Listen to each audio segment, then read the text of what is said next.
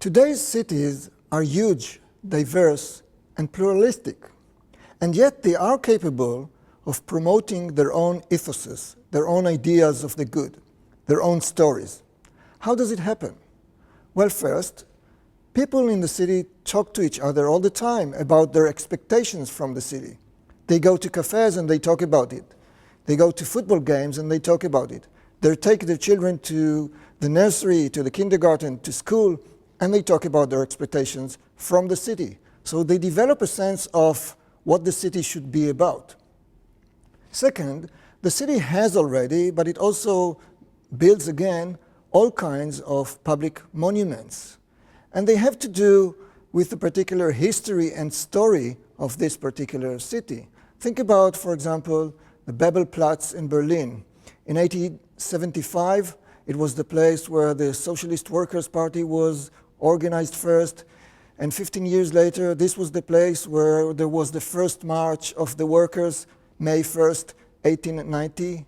And yet, 43 years later, this is the place where the Nazis burned books. And now you have there a kind of artistic artifact that was designed by Michael Ullmann that has to do with reminding people about all these events that took place there.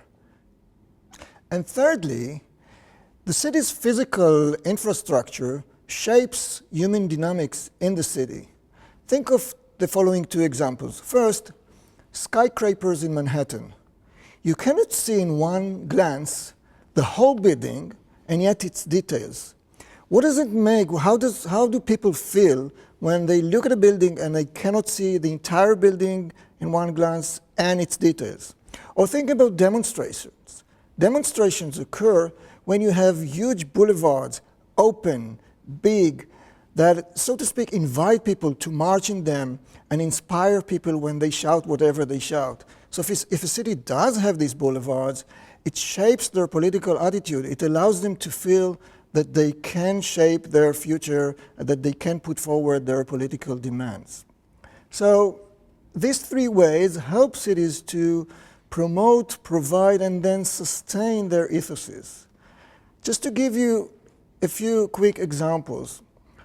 Berlin, for example, is a city that is obsessed with coming to terms with the past, the way it is shaped, the way their buildings are transparent, the way they tell the story of the Stasi and the Nazi, and also episodes of tolerance time and again. Or think, for example, about Paris. Paris is a very romantic city, not in the sense of the Hollywood or the way Hollywood understands romance, but in this anti-bourgeois politics. It is a city that is obsessed with fighting, with changing, with thinking radically and abstractly about politics. Or think about Jerusalem. It is a city that is obsessed with religion. It is the center and the birthplace of three great religions. But even today, even if you are secular, you cannot avoid religion if you walk in the city.